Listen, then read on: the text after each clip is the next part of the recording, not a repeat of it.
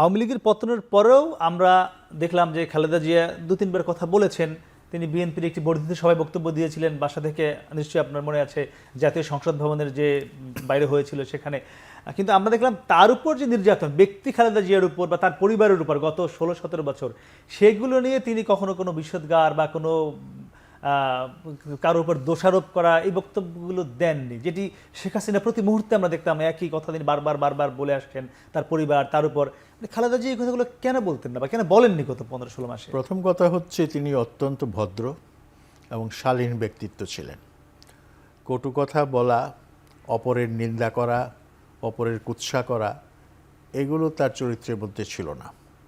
সম্ভবত তিনি জানতেন যত এই ধরনের কথা কম বলা যায় সেটাই শ্রেয় এবং সেটাই জনগণ পছন্দ করে। বেগম খালেদা জিয়া, আপনি যেটা বলেছেন যে শেখ হাসিনার পতনের পরেও এবং শেখ হাসিনার হাতে চরমভাবে তিনি এবং তার পরিবার নির্যাতিত হওয়া সত্ত্বেও শেখ হাসিনা সম্পর্কে তিনি কোনো কটু কথা উচ্চারণ করেননি।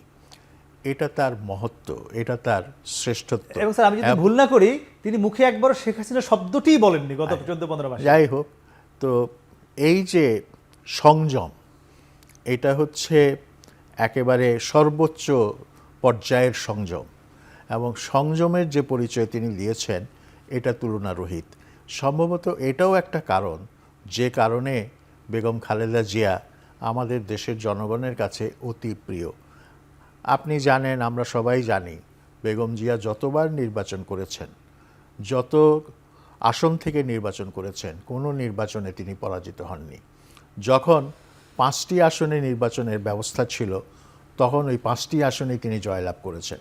যখন 3টি আসনের ব্যবস্থা হলো তখন 3টি আসনেই তিনি জয়লাভ করেছেন। এবং এই আসনগুলো কিন্তু বাংলাদেশের কোনো নির্দিষ্ট অঞ্চলভিত্তিক নয়, এগুলো দেশে ছড়িয়ে ছিটিয়ে ছিল। এতে বোঝা যায় যে দলের ঊর্ধ্বেও বেগম খালেদা জিয়া এক ধরনের গ্রহণযোগ্যতা অর্জন করেছিলেন, যেটা তাকে দলীয় নেতা থেকে জাতীয় নেতায় বরিত করে নিয়েছিল। এবং সেই গুণটা তার ছিল যে কিভাবে তিনি একটা দলের নেতা থেকে সকল মানুষের, দেশের সকলের একটা প্রতিনিধি হবেন, নেতা হবেন, এবং সেই স্তরে তিনি উত্তরণ ঘটাবেন, সেটা তিনি অত্যন্ত সংযমের সঙ্গে, সাবধানতার সঙ্গে অর্জন করেছিলেন। এবং এটা একটা বিরল অর্জন, এটি সচরাচর দেখা যায় না।